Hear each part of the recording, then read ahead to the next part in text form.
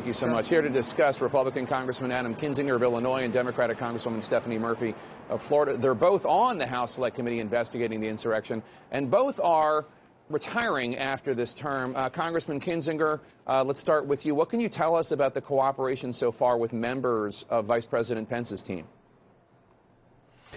Well, it's been robust. I mean, we've obviously witnessed interviewed over 300 witnesses.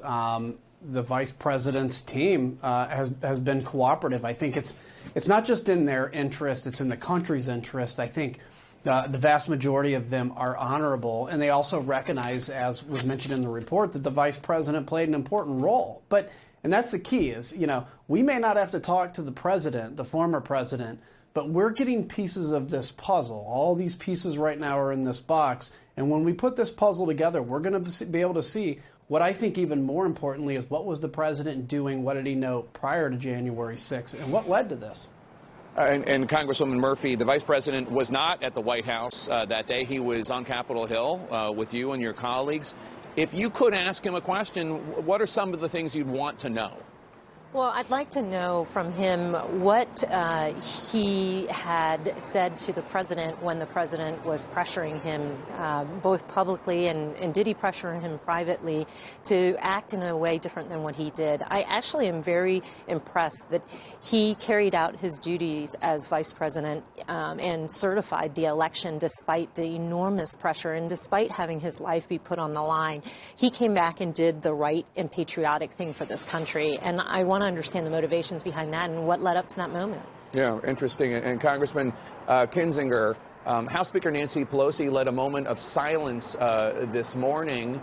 There were lives lost, including that of police officers that day and the subsequent days. The only Republicans on the House floor were Congresswoman Liz Cheney and her father, former Vice President Dick Cheney. I'm sure you would have been there as well. We should tell our viewers you're back home in the Chicago area because your wife is about to have a baby. But were you surprised that Liz Cheney was the only House Republican there? 5 people died that traumatic day. 4 police officers died by suicide in the days after. Was I surprised? No. Was I disappointed? Yeah. And it kind of breaks your heart because, look, regardless of the politics of the moment, really democracy is at threat. And I don't even think a year ago I would have been so definitive in that. But what we've seen over the last year, a lack of accountability, continued misinformation, a sizable majority of Americans believing utter lies, democracy is at threat. And so if you're a member of Congress, and some probably had prior commitments, I understand that, but if you think you're going to avoid it because you don't want to answer the questions, this is, Jake, where I would encourage every member of the media, local media, national media, anytime you talk to a Republican member of Congress, ask them, was the election legitimate? And who do you think was responsible for January 6th? And don't let them weasel out. We need to be on the record for this. This is that dire to the future of self-governance. And we should note, Congressman Murphy, people like you and Congressman Kinzinger, you come here to do good for the American people, left, right, center, wherever you are.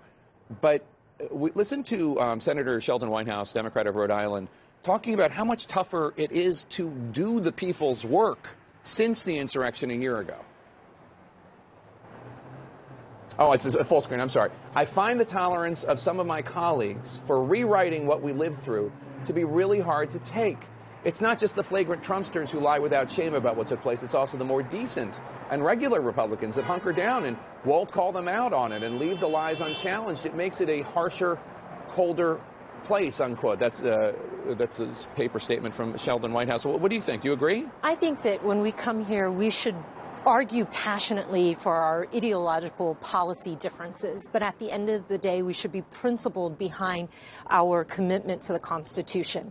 And certainly to see some of our colleagues try to whitewash what happened on January 6th, to put forward different narratives, different facts, disinformation, has been disheartening, because how can you take them seriously as a legislator anymore when they are sowing so much disinformation and undercutting the Constitution? It is distressing. And let's talk about what's next, because Congressman Kinzinger, you're not running for re-election, and you've ruled out a run, at least for now, for statewide office in Illinois. You say you're going to dedicate yourself to working against the extremism. Is that not a battle that would be better fought from inside Congress, inside the Republican Party?